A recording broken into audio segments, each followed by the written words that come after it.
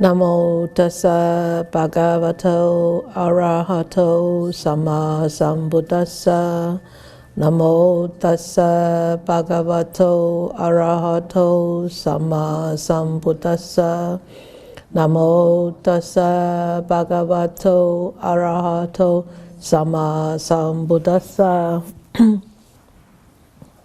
I like this cartoon. I like this very much. It says, in the stillness, wisdom appears. And it so happened that we are talking about insight today. Insight surpasses all. So, this comes from a sutta. It's called Vilama Sutta. So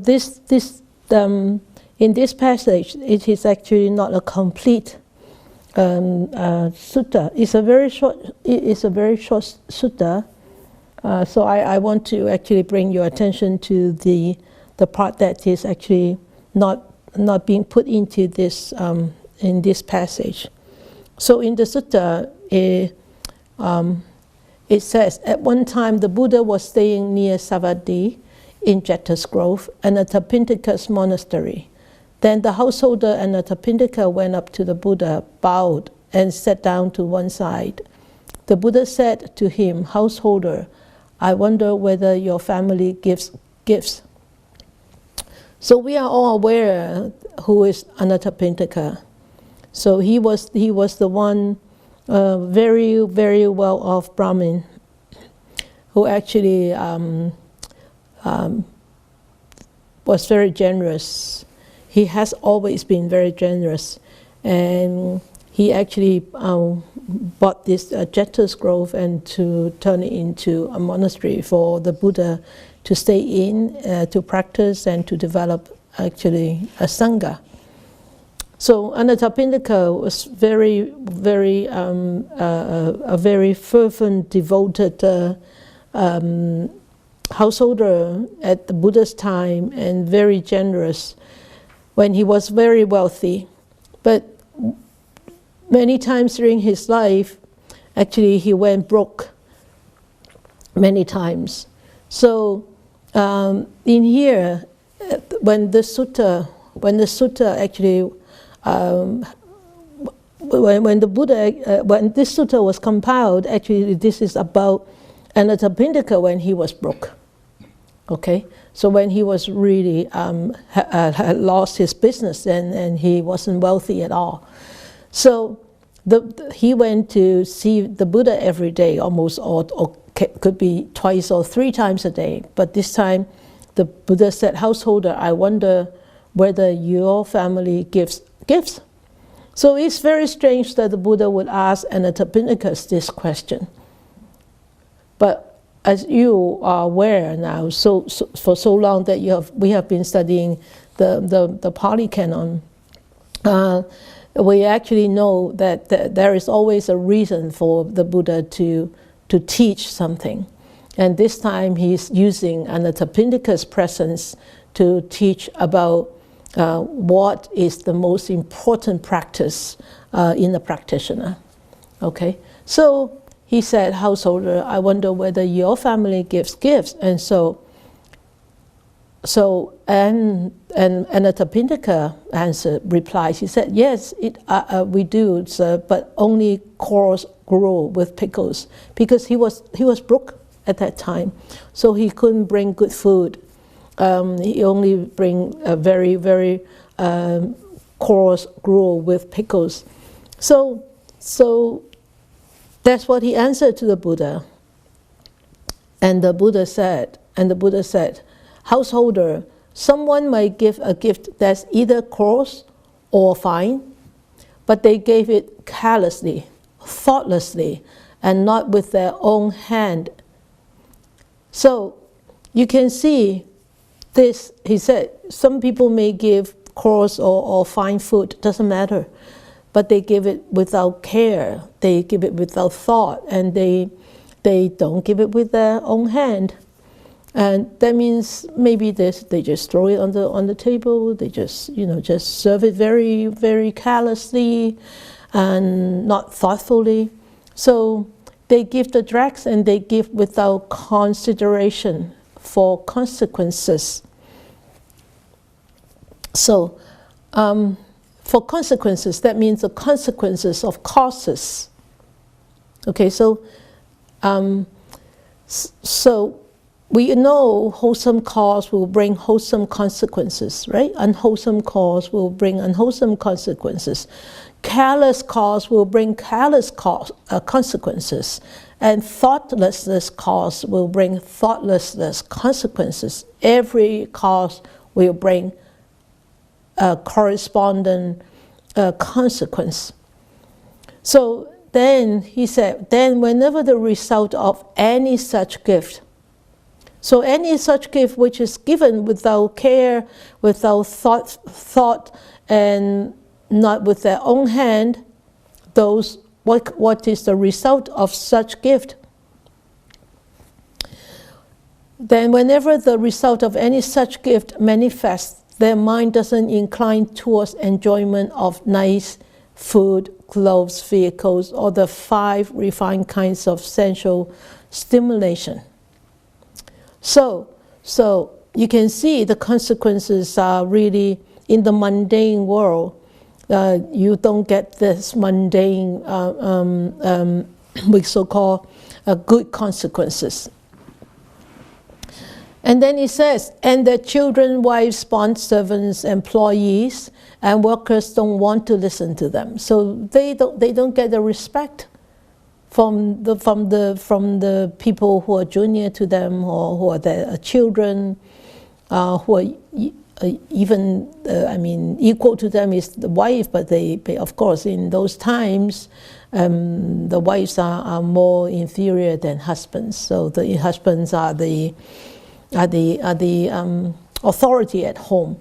Okay, so all these people who are junior to this person who gives thoughtlessly and who gives carelessly, they don't listen to him. So that is the consequence. Okay, so and then they don't pay attention or try to understand this person. So why is that? Why is that? The Buddha said. The Buddha asked, why is that? And he also, of course, he also gave the answer. He said, because that is the result of deeds done carelessly. So these deeds, even though like giving things to others as a sign of generosity, as a gesture of generosity, still needs to be given with care, with thought, and with hands. So the next paragraph in the Valama Sutta, which is not in this passage, is here. It says, someone might give a gift that's either coarse or fine, and they give it carefully, thoughtfully, with their own hand. They don't give the dregs, and they give with consideration for consequences. So,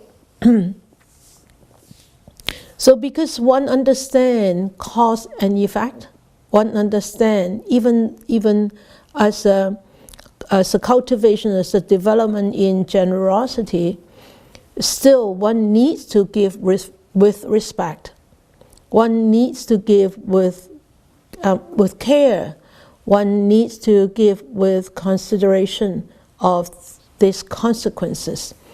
And one need to give with their own hands, not just putting there, or not just throwing out and like that. So that is what the actually Buddha taught to Anathapindika. So what are the results of giving with care, with thought, and with their own hand? The Buddha said, then whenever the result of any such gift manifests, the mind inclines towards enjoyment of nice food, clothes, vehicles, or the 5 refined kinds of sensual stimulation. So these are the consequences, like all these good mundane results. And then the children and the wives and the bond servants and employees and workers want to listen. They will listen to this person who gives in such a way, and they pay attention and they try to understand. Why is this? So we all know, because this is a result of deeds done carefully. So this is what actually the Buddha told Anathapindika when he actually came. And in the Dhammapada, there was this verse about this, and the Buddha actually teaches this whole sutta to console Anathapindika, so that he doesn't feel bad of bringing coarse gruel, right, and not fine food, and because Anathapindika has been such a devoted, generous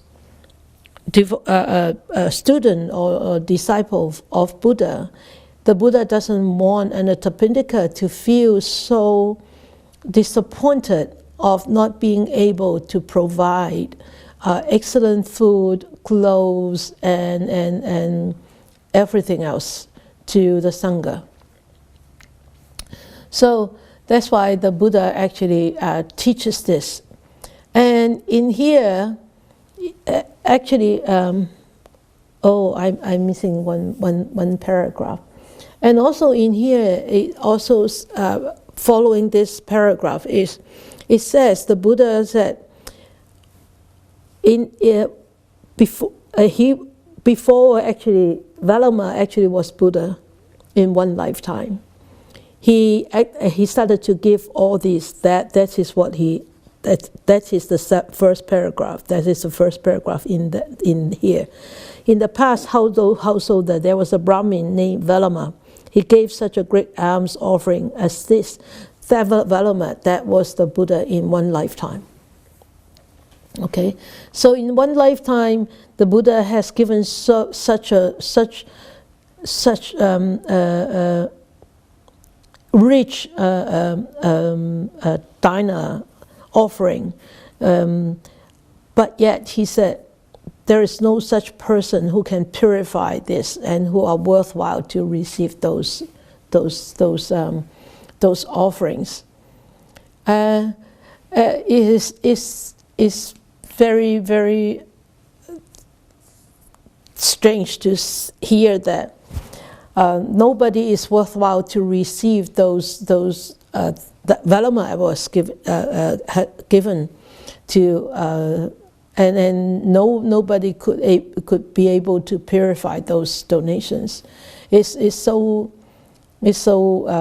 daunting to me, and I think because why? I think because Valama already has so much merits in him, right? Even though he was so generous to offer, and nobody can actually surpass his merits at that moment, probably. This is how I feel. Yet to actually maybe dig deeper into this sutta more. So this is the intro in this sutta that was not being put in by Bhikkhu Bodhi in his book, but I wanted to include that. So it gives you an idea where does this whole passage come from, and what is the intro about. So insight surpasses all. So in here it says, the Buddha said to Anathapindika, in the past household there was this Brahmin named Valama. He gave such a great alms offering as this. So what kind of offerings?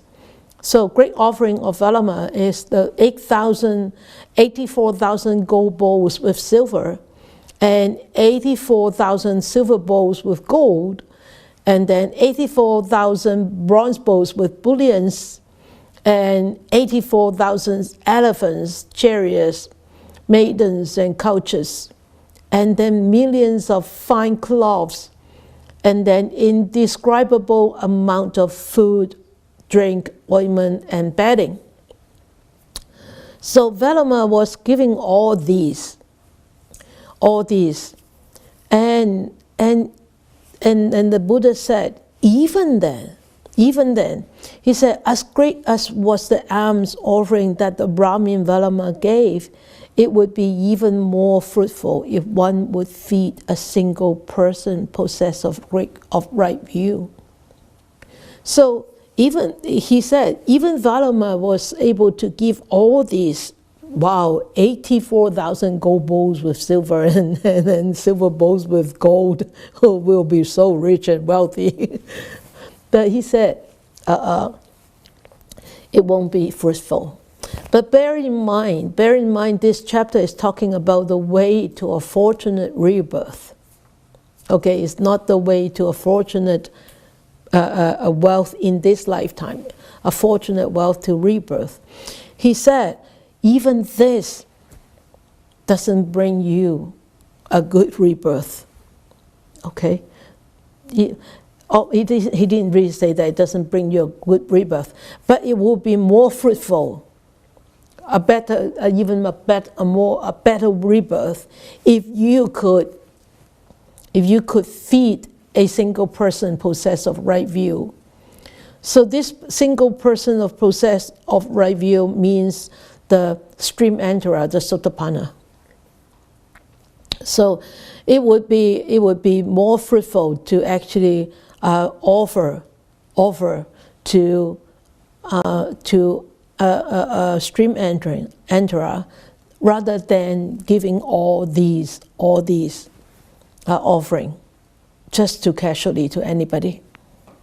Okay, so then he goes on with this passage. He said, it's even more fruitful, if you could actually offer to one single once returner. The fruits that you offer to one single once returner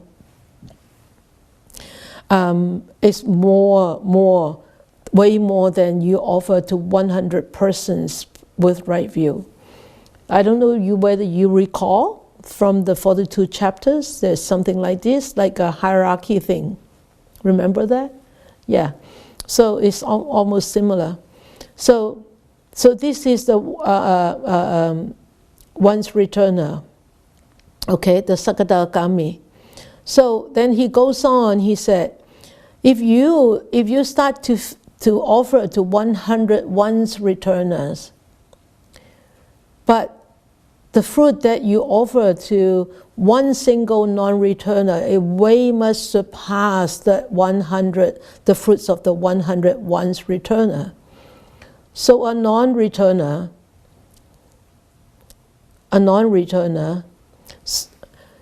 is the anagami. I always have to switch from Chinese and English. It's so difficult to remember. But so it would be more fruitful to feed one single non-returner than feeding 100 once returners. So then he goes on. So he said he will be more fruitful to feed one single arahat that is never returned and perfectly enlightened than feeding or offering to 100 non-returners. So it's a hierarchy of 1 to 100, 1 to 100, 1 to 100. So he goes on. So we all know this arahat is the one perfected one. Does it say one perfected one or one single arahat? One single arahat. So then, we all know that the single arhat is called one perfected one too, right? Because he has completely eradicated all his attachments to either the rupa jhana or the arupa jhana. So he has completely eradicated all the ignorance, the conceit, and the restlessness. So that's why he is considered as also a perfected one. So then he goes on. He said, if you offer to 100 arahats, but the fruits that you get will not be compared to the offering to one Pachika Buddha. A Pachika Buddha is one who actually attained enlightenment independent of any teachers or any teaching. So he actually is self-inspired, self-enlightened. So he said it would be more fruitful that to actually offer to one Pachika Buddha. So if one offer to 100 Pachika Buddhas, the fruits will not be as much as one offer to one perfectly enlightened Buddha. So we can see this is actually from the stream entering all the way to full enlightenment of the Buddha. And we can see this is sort of like a tier hierarchy, stages of enlightenment, and we can see the more I don't want to use the word higher, but words really cannot, no words can really explain. But let us use higher without this biased thinking of higher or what. But anyway, this enlightened Buddha is the highest achievement. We can see is the offering, actually the fruits of offering will get more and more, right? So then we can see this is from this stream enterer to the fully enlightened one. But then we continue to see this this passages. Then he said, if you, he said, as great as a Brahmin Velama's offering was, and though one would feed 100 of that, it would be even more fruitful if one would feed the Sangha of monks headed by the Buddha. So even if you feed 100 enlightened Buddhas, but if you feed the Sangha of monks headed by the Buddha and build a monastery for the sick of the Sangha in the 4 quarters, those fruits will surpass.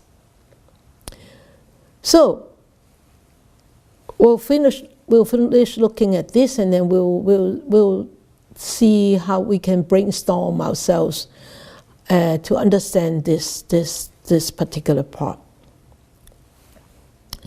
Then he said, with a trusting mind, somebody go for refuge to the Buddha, Dharma, and Sangha. This is way more fruitful than to build a dwelling for the Sangha. Okay? So, and then he said, if somebody undertake the 5 precepts or commit themselves to the 5 precepts, and the fruits that they actually get from taking the 5 precepts would be way much more than the fruits that they will get when they go just for the refuge.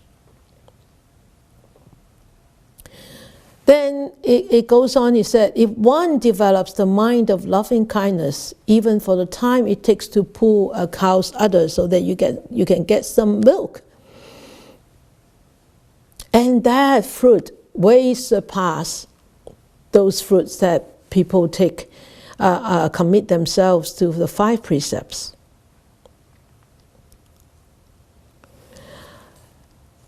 And then he said, if one would develop the perception of impermanence just for the time it takes to snap one's fingers, their fruits will surpass those fruits that one actually will attain if he, for one who has already developed this loving kindness.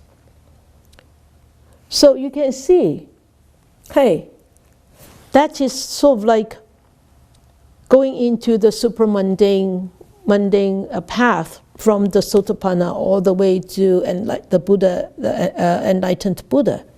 And here it seems that from the Buddha, it comes down to the triple gem, and then comes down to refuge, and then comes down to precepts, and then comes down to loving kindness, and then comes down to impermanence.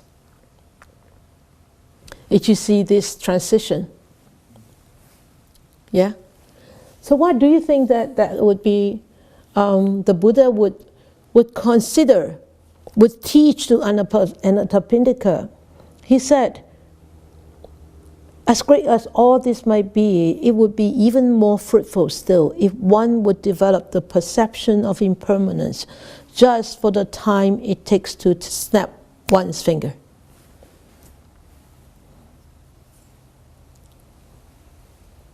This is actually, I think, it's a very simple passage. It's so simple passage, but it actually tells us a very, very important teaching of the Buddha. It's about impermanence. So all of these stages of awakening really heavily rely on the insight into impermanence. If we actually do not really have developed this insight into impermanence, we would just goes on in the cycles of craving, in the cycles of samsara. There's no way that we can actually come out of it. So that's why in this Valama Sutta, the Buddha praises impermanence. It actually surpasses everything, or insight surpasses all. And why does he use insight? Because with insight you are able to see the true nature of existence. Without insight, you can't. And all these stages, all these achievements actually relies just on this insight, seeing through this impermanence. So even though the Buddha praises bounteous generosity, but at the end he said, meditation surpasses even the greatest offering. So, but does it mean that the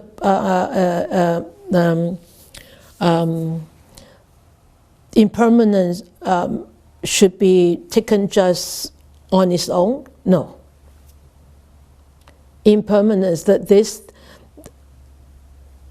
all these teachings about taking the refuge, all these teachings about taking the 5 precepts, all these teachings about developing mindfulness or loving kindness have to be included, not excluded.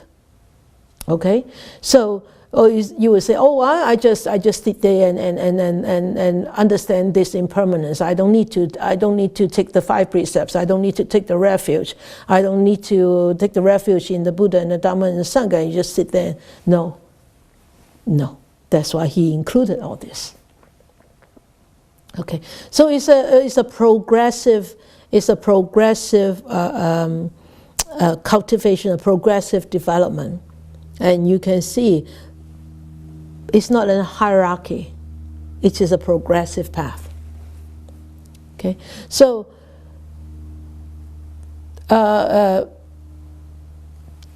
these all should be practiced not individually. Okay, I'll develop my metta. I'll develop my metta before I go and look at this impermanence, or I'll take my refuge. Then I will perfect in my precepts before I go and learn meditation. No, you have to actually practice them hand in hand. So the the perception of impermanence is actually helping us to actually encouraging us to really, really strive forward to see if we could actually enter the stream, become a stream enterer. Okay, so it's really we should look at the Valamaya Sutta, or even any sutta that is actually, there is a lot of something like hierarchy of numbers. We should not look at these like just numbers, but a reminder of to ourselves is a priority of spiritual practice, and especially we as or you as a mundane person, that path of taking refuge, that path of committing yourself into 5 precepts, or taking further on the Bodhisattva precepts, is actually a progressive path. And one should not just stay in one stage or one state all the time. You need to strive forward. Okay, in order what? In order to cultivate all these fruits. Okay, so I want to. It's a very short passage, but I want to share with you Dhammapada 374. He said, wherever he sees with insight the rise and fall of the aggregates, he is full of joy and happiness. To the discerning one, this reflects the deathless. Okay, so you can see from here, the Dhammapada, in this verse, you can see why the Buddha actually praises one who has insight, who can develop insight to impermanence. Their fruit surpasses everything, right? So you all have the Dhammapada. Just go back and look at this. So contemplating on impermanence, really, actually, as a meditator, when we sit, if we are actually challenged with so much pain and so much emotions, or so much delusion, or so much dullness or impatience, whatever, if we are able to recall this concept of impermanence and really see in our experience this impermanent nature of our experience, I tell you, it brings so much ease and happiness. Oh, this will also pass. and this happiness actually is so joyful and is so fulfilling that really nothing in the mundane world can compare. And then, sometimes, of course, in longer meditation retreat, you may experience that more easily. But even during like 1 hour sitting during the day, or and you sit there and your mind doesn't wander, and you could really be in your body, in your experience for a long period of time. That feeling of lightness, that feeling of ease, that feeling of ease is so refreshing, right? And it's so nourishing. And that refreshment, that refreshing and nourishing experience, really, an ice cream cannot give you. A chocolate cannot give you. A good movie doesn't bring you that kind of ease and peace, right? No, really, it doesn't. So you can see when we are able to contemplate, when we are able to really bring that concept of impermanence into our experience, it really, that joy really surpasses everything. And of course, seeing the rise and fall of the aggregates is also important. I know it sounds very difficult to see the rise and fall of the aggregates, but it's actually not it's really not that difficult. Okay, so when one starts to react, to pleasant experience, that's your aggregate of sankhara coming into play. Okay, so if you forget about that, that's your ignorance coming in. So it's actually not so difficult to see that. But you see, a lot of meditators become so mechanical that they only go like this and this and this, or this and this and this. And they forget all of these. Right? Have you ever do this? Have you ever done this? Yes. Huh? Yeah. Oh, good. I'm glad. Oh, like this or mechanical? Oh yes, I go there. you go there a lot too? Yeah, you see. So that's the problem. That's the problem of quite a few meditators. They just go to mechanical, and they totally forget. You need to go and see. Look at these aggregates. You need to look at these impermanence. Because if you don't start to look at that aggregates, and how does those aggregates, these aggregates called Mwanho, so 色受想行識. So if you don't start to look at these 5 aggregates, I tell you, it's very difficult really just to understand the really deep meaning of what is impermanence in here, in this body and in this mind. Okay? Because this body is aggregate. It's aggregates. And this mind is all aggregates, the 4 aggregates, right? The feeling part, the perception part, the reacting part, the consciousness part. So then we start to bring in those concepts into that experience and start to really dissect and understand it. You actually investigate at that time. You're not just sitting there, just feeling. You investigate right there. Investigate how does that aggregate working out, playing out.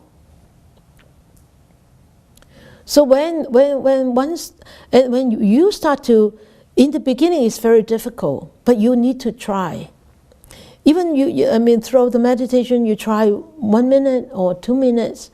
It's better to try than not to try. And even with the breath, you can see how the aggregate play out too. Okay, so try that and start to dissect that experience, and then you will start to really realize the impermanence in the experiential level rather than in a theoretical, literal level. Okay, and because if you are able to start to really see that experience, I tell you, that experience will bring on that kind of insight. That insight will help us to really detach from our ego, our attachments, anything that are obstacles for our liberation.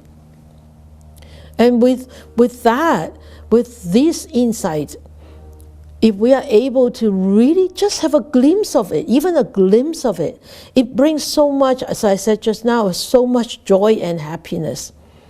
Because why? The insight is free of aversion and anger. Because you start to see that impermanence is like, wow, it's coming and going just like this, just like this, just like this, just like this. Why am I so attached to it? Why am I so angry with it? Why am I so angry with him or her? Why? Then you start to really let go. You start to cut those ties. You start to cut those reactions. So then and anytime that you're able to do that, you actually helping yourself to liberate from those defilements, those afflictions, and those obstacles, little by little. And the reason why we need to really see this impermanence is really, it brings us back to remember the teachings of the Buddha on this wonderful noble path. This noble path of the Eightfold Noble Path, and remind ourselves the only person who can help ourselves to come out from all these sufferings, and the only way to be able to come out of all these sufferings is to walk on this path. Is to walk on this path. And if we are able to do this, if we are able to constantly remind ourselves, and if we are able to constantly drag ourselves back onto this path, and liberation is possible. Don't know when, but it's possible. But if we keep forgetting it, then liberation is impossible. So that's why the Buddha taught in some circumstances, and being compiled in some of these sayings, is if a monk could establish the thought of impermanence, he will be able to see many rewards, and some of these rewards is as the mind will not relish anything in this mundane world. It will not relish anything, and the mind will be free from all these relishes, and the mind will start to or the mind will incline towards liberation, towards extinction. So the Buddha has taught that in other teachings. So in this way, if we could try to understand fully how we are made up, and what is the nature of this makeup, and can we experience this nature? Certainly we can. And can we observe this constantly and continuously? Then that entails a lot of serious practice, a lot of serious commitment. So that's why this paragraph, the most important message that this whole teaching, the Valama Sutta brings about, is develop the perception of impermanence. Because if one able to see impermanence, one is walking on this path towards liberation, and one will naturally go into the stream, and naturally will go into Sakadagami and Anagami and Arahant and so on and so forth. Because the Buddha actually sees the teachings. That's why he became the Buddha. So the teachings come first, and the teacher come later. Right? So the teachings of impermanence is that gold teaching. So if one start to see this impermanence, one will start to keep on walking on this path, that means one will eventually be there. So that's why it's so important, and that's why it is the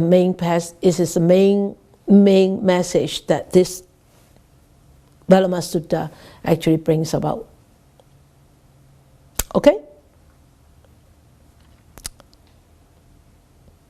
So every moment we bring ourselves closer to see impermanence, we bring ourselves closer to the goal.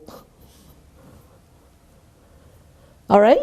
So yes, it's a very short passage, but it's actually a very deep passage. So,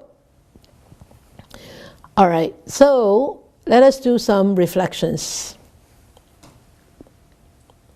So, I'm asking you, if happiness and fortune are the measuring sticks of wholesome consequences, it says in the past chapter, and it also says in this chapter, and then in this chapter, by taking the refuge in the triple gem, by abstaining and avoiding those unwholesome deeds, and then cultivate loving kindness, understanding impermanence, the happiness and fortune that will bring forth will be different. That will be brought forward. Will they be different from that of the mundane world?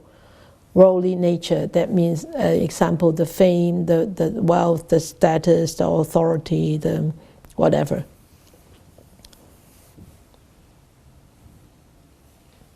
Can you see the questions? Can you see the yeah, okay, Nora, could you please unmute everybody? We're going to unmute all of you, and then please put up a hand, then when I call your name, you can unmute yourself. Okay, Nora. Well, as you said, this is talking about the way to a better rebirth. So yeah, it's beyond fame and fortune in the mundane world. It's leading to a fortunate rebirth. Okay, good. Anybody else?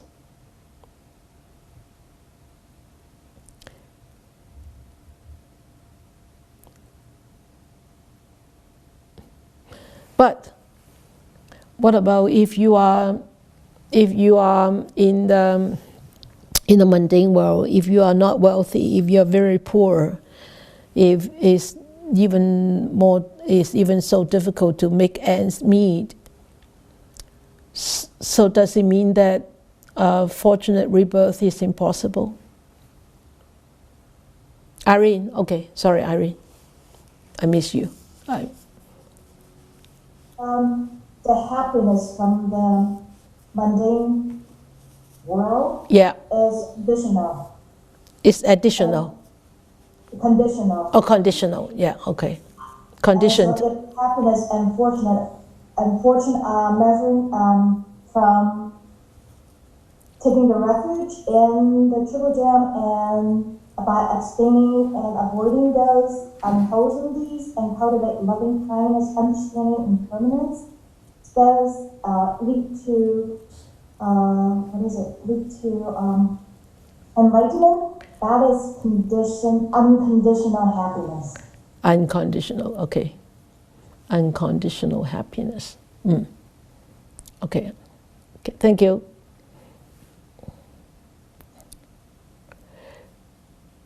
Unconditional happiness.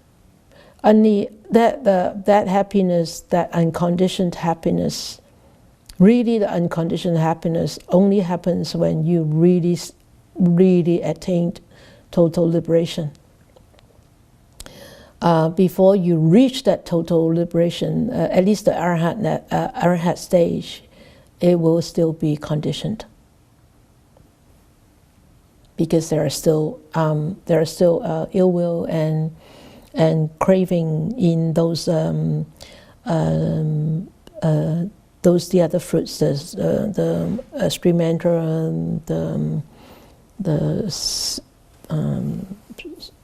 Sikadagami, Anagami, and that only with the arhat, or even when the arhat is deathless, but even that is conditioned too. And only when that is I remember when I talk about Ratana Sutta, when you enter the unconditioned, that is, you actually pierce through the wall of deathless already. It's on the other side. These are just literal, okay? So don't mind me saying this, but I think I need to correct you. Those happiness, triple gem, and all those are still conditioned happiness. Those are still conditioned happiness. It's not unconditioned yet. Okay, yeah, right? Because you need to have the right conditions to be practicing this, right? Yeah. Still cause and effect. Yes, there is still cause and effect there. Yeah. Unless when one is totally eradication of all defilements or ignorance or everything, then there is nothing conditioned anymore. Okay? When you're total liberation, then that is unconditional. All right? Okay? So, what did I ask just now? Oh, what about if somebody is very poor and then even, difficult to make ends meet? So, that means there's no opportunity for fortunate rebirth?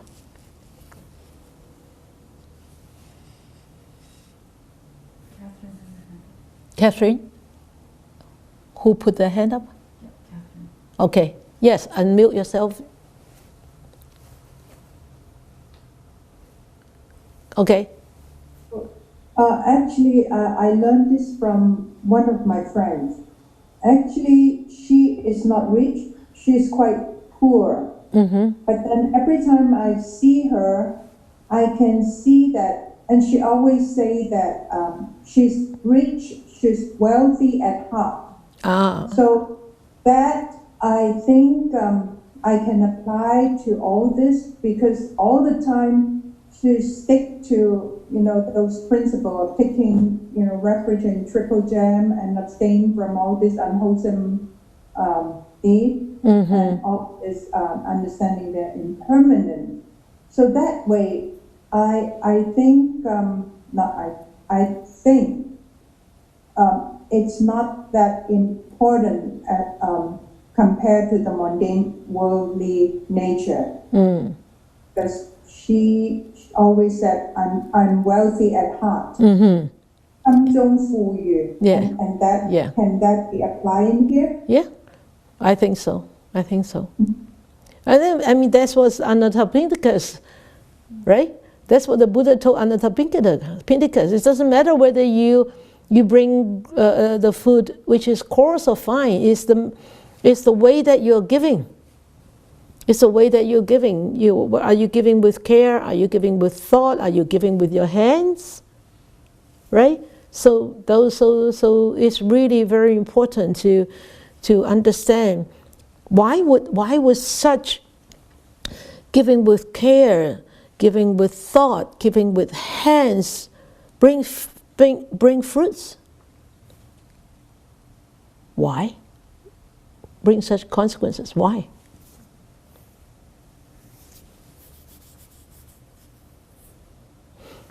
How would you feel when somebody just take it? Take it.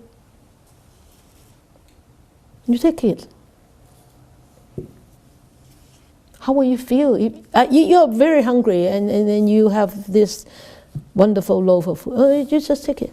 Take. And then you say, can I give you this? Can I give you this? How does it feel? You feel appreciated. Yeah. You don't feel inferior, do you, right? You don't feel that you are like inferior to the person who's giving you. That's why in Chinese, we always have to give people, when we give things, we always have to give with two hands. We were taught when we were little. Always. If we don't, you get the hack from mommy. You get a hack from mommy, really. We were taught when we were little. One of the etiquettes that Confucius actually really emphasized. Yeah. So whether it's just a pen, whether it's a piece of paper, we seldom go like this. We always go like this. So it's a respect. And where does that respect come from? It's come from the mind. And the mind manifests is in the actions. So if you have such a mind respecting and not belittling others and not looking down on others, then you will give with thought, you will give with care, you will give with hands. And I always tell this story.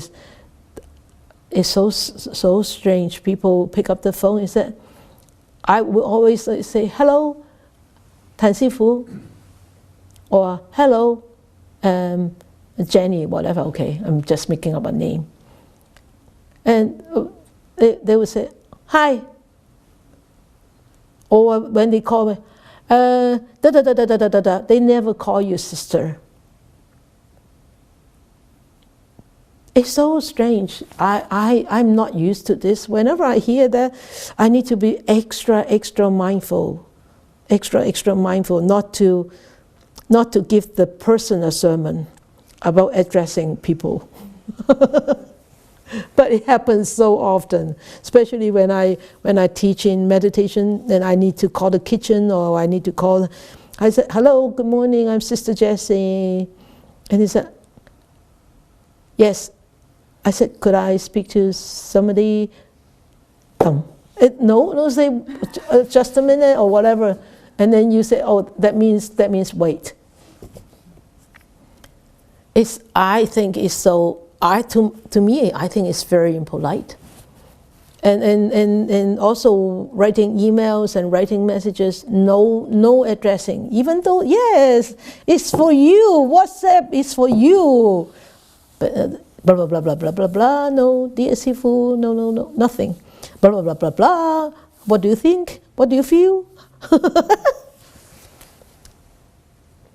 I know it's a very different culture, but still, it's actually with the heart, with the thought.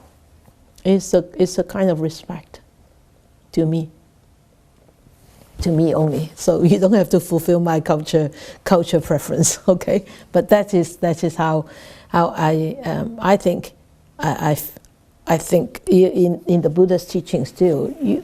I always say, why would people come in and pay respect and then stand on the side and wait? They don't barge into saying the Buddha, I'm going this question, blah, blah, blah, blah. No, never. They just pay respect, they stand on the side and then wait. And then the Buddha will ask, householder, or monks, or nuns, then you raise the question. So simple things actually reflects and what the Buddha actually taught in his demeanor. Okay, so I'm asking a question already. I have already given you so many answers. Why insight surpasses all? I have already given you all the answers. Can you just give me one answer, please? Anybody? Be so kind. Why insight surpasses all?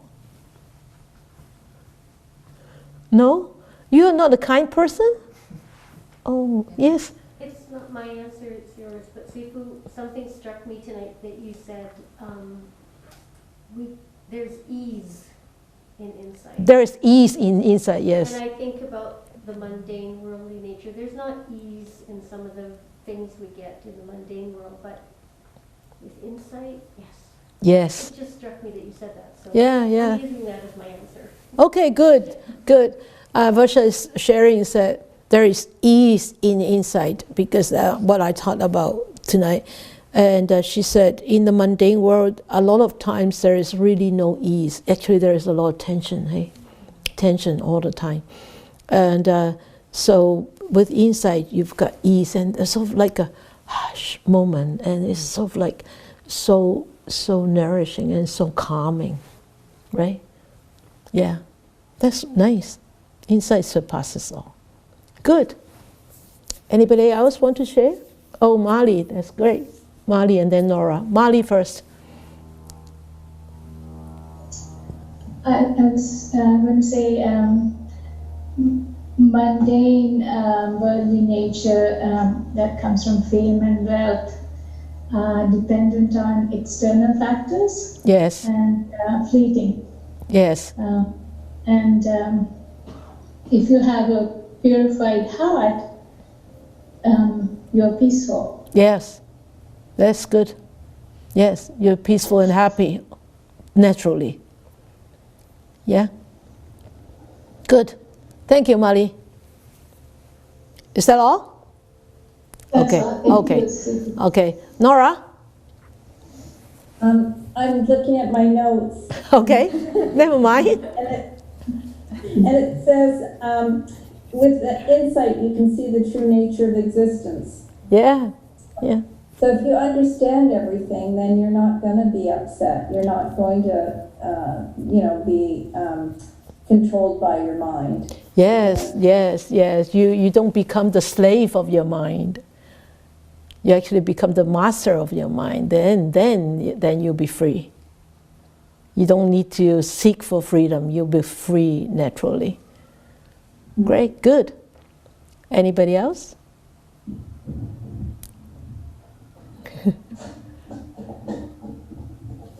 No? I think one of the really amazing things that insight or something surpassing the mundane world is that it opens everything so much. It opens up, yeah. In a way that you can't even think of before that experience. Like we were talking about with the kids this afternoon, and I was trying to bring that up to them, like something beyond these six senses, and they're like, what? And they just, and having just made some joke, and I said, but really, like, just keep it in the back of your mind. Yeah, yeah, yeah, yeah. Yeah, only Eva was sharing, they were talking with the kids today about these six senses, and they told the kids there's something beyond these six senses. And the kids said, are you kidding me? Mommy, are you kidding me? And she said, just keep your minds open, because there's really something really beyond that. Unless you really experience that, and really it's very difficult to believe in it, to see in it. But at least the Buddha has taught that. And that's why it's so important is, one, if you're able to always constantly try to bring the teachings back to your experience and dissect your experience with the teachings, then you will really come to a understanding of, yes, this is what the Buddha taught. I can experience this, and this is truth. And so, the more you gather those experiences, the more experienced you are, and then the naturally this insight, what does it mean? But it's just a true understanding, that's all. It's really not some really high-sounding achievement. It's true understanding. That once you truly understand, then before you understand, that kind of suffering will be removed after you understand. If you don't understand, then you will suffer. But once you understand, then you say, oh, let go, come on, let go. You will naturally let go, I tell you, really, you will. I experienced that, really, you will. How difficult it is, you can just let go, really. Yeah. And it doesn't bother you anymore. Okay? Irene, have something to say? Okay, Irene? Well, I have a question. Yes. Okay, if a lay person offering, through the rope offering during the patina ceremony, if the person is not there and have someone else to do the offering for, he or she, does it consider give it carelessly, thoughtlessly, and not with their own hand? No. No? Remember, these are all gestures. These are all gestures actually manifested by the intention. the intention manifests in these gestures. So if this person cannot be at a katina that means Sangha Dana, at a katina, but he or she has this thought, this wonderful thought of giving, and yet he gives the money or he gives the whatever to the friend, could you please offer on behalf of me? So that is a thoughtful act. That is not a careless act. That is an act with care, because the mind has this wanting to give. That is the intention. Remember, always the intention that is always the intention that counts. But with such an intention, it will manifest. If you are really physically there, it will manifest in this kind of physical actions. All right? Yeah? Claire? Irene? Good. All right. Finished? Done? No questions? No questions? Okay. All right, great. Okay, so let us dedicate our merits.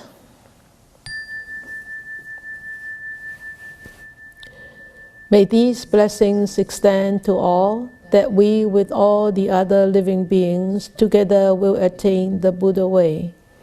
May we wish more and more people will encounter the wise words of the Buddha, study them, understand them, practice them, apply them to their daily lives, and disentangle themselves from all the entanglements and be ultimately free, happy, and peaceful.